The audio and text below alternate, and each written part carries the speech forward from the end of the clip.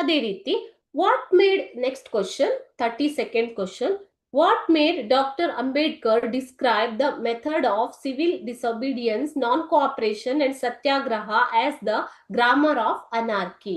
ಯಾಕೆ ಅವರು grammar of anarchy ಅಂತ ಹೇಳ್ತಾರೆ? ಸೇಮ್ ಕ್ವಶನ್ ರಿಪೀಟ್ ಆಗಿದೆ ಅಂತ ಅನ್ಕೊಂಡಿದ್ದೀನಿ.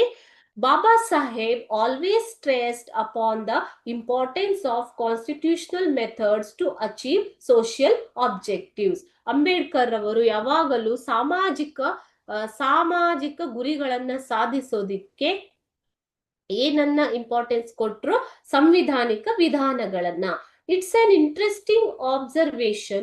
He once described the methods of civil disobedience, non-cooperation and satyagraha as grammar of anarchy.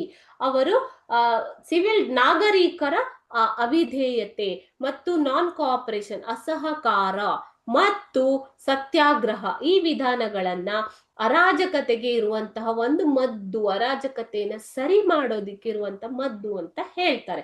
So ಇಲ್ಲಿ ಇದನ್ನ ಯಾವ ಕಾಂಟೆಕ್ಸ್ಟ್ ಅಲ್ಲಿ ಹೇಳ್ತಾರೆ ಅಂತಂದ್ರೆ ಪಬ್ಲಿಕ್ ಅಜಿಟೇಷನ್ ಇನ್ ಫ್ರೀ ಇಂಡಿಯಾ. ಪಬ್ಲಿಕ್ ಅಂತಂದ್ರೆ ಜನರು ನಡೆಸುವಂತಹ ಒಂದು ಚಳುವಳಿ ಅಥವಾ ಆಂದೋಲನದ ಕಾಂಟೆಕ್ಸ್ಟ್ ಅಲ್ಲಿ ಅವರು ಹೇಳ್ತಾರೆ. It is one thing to utilise these methods in a struggle against alien power.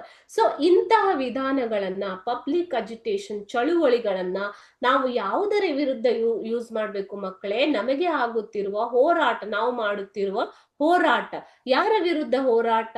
ಒಂದು ಗೊತ್ತಿಲ್ಲದೆ ಇರುವಂತಹ ಒಂದು ಹೊರಗಿನ ಎಕ್ಸ್ಟರ್ನಲ್, ಏಲಿಯನ್ ಅಂತಂದ್ರೆ ಎಕ್ಸ್ಟರ್ನಲ್, ಹೊರಗಿನ ಶಕ್ತಿಯು ನಮ್ಮ ಮೇಲೆ ನಡೆಸುತ್ತಿರುವ ಒಂದು ದಬ್ಬಾಳಿಕೆ ವಿರುದ್ಧ ನಾವು ಇದನ್ನ ಯೂಸ್ ಮಾಡ್ಬೇಕು.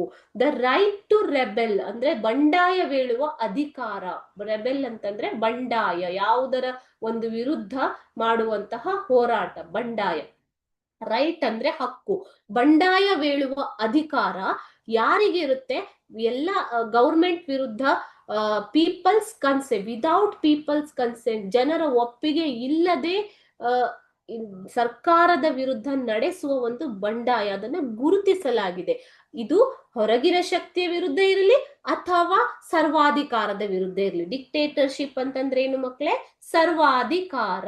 ಓಕೆ, ಸೊ ಸರ್ವಾಧಿಕಾರದ ವಿರುದ್ಧ, ನಮ್ಮ ಮೇಲೆ, ಜನರ ಮೇಲೆ ನಡೆಯುತ್ತಿರುವ ಸರ್ವಾಧಿಕಾರದ ವಿರುದ್ಧ ಅಥವಾ ಯಾವುದೋ ಒಂದು ಹೊರಗಿನ ಶಕ್ತಿ ನಮ್ಮ ಮೇಲೆ ನಡೆಸುತ್ತಿರುವ ದಬ್ಬಾಳಿಕೆ ವಿರುದ್ಧ ನಾವು ಇದನ್ನ ಯೂಸ್ ಮಾಡೋದಿಕ್ಕೆ ನಮ್ಗೆ ಗುರುತನ್ನ, ರೆಕಾಗ್ನೇಷನ್ ಅನ್ನ ಕೊಟ್ಟಿದ್ದಾರೆ. ಯಾವುದನ್ನ? ಬಂಡಾಯವೇಳುವ ಅಧಿಕಾರವನ್ನ. ಆದರೆ ಇದನ್ನ ಜನರು ಯಾವುದರ ವಿರುದ್ಧ ಎಲ್ಲಿ ಯೂಸ್ ಮಾಡೋಕ್ಕಾಗಲ್ಲ? ಡೆಮೋಕ್ರೆಸಿ, ಪ್ರಜಾಪ್ರಭುತ್ವದಲ್ಲಿ ಇದಕ್ಕೆ ಯಾವುದೇ ಏನು ವ್ಯಾಲ್ಯೂ, ಮಹತ್ವ ಇರೋದಿಲ್ಲ. ಯೂಸ್ ಮಾಡಬಾರ್ದು ಪ್ರಜಾಪ್ರಭುತ್ವದಲ್ಲಿ. ಯಾಕೆ ಅಂತಂದ್ರೆ ಪ್ರಜಾಪ್ರಭುತ್ವದಲ್ಲಿ ನಾವು ನಮ್ಮ ಸರ್ಕಾರವನ್ನ ಎಲೆಕ್ಷನ್, ಚುನಾವಣೆಯ ಮೂಲಕ ಚೂಸ್ ಮಾಡಿರ್ತೀವಿ ಅಲ್ವಾ?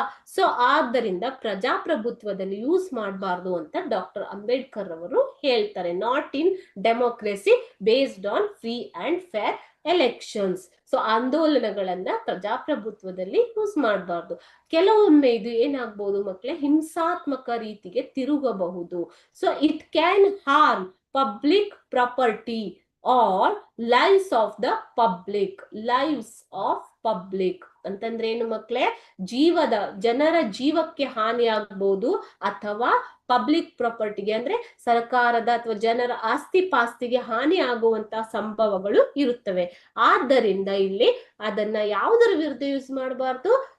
ಡೆಮೋಕ್ರೆಸಿಯಲ್ಲಿ ಯೂಸ್ ಮಾಡಬಾರ್ದು ಅಂತ ಅಂಬೇಡ್ಕರ್ ಅವರು ಹೇಳ್ತಾರೆ. ಓಕೆ, ಸೊ ಇದು ಅರಾಜಕತೆಗೆ ಒಂದು ಮದ್ದು, ಗ್ರಾಮರ್ ಆಫ್ ಅನಾರ್ಕಿ.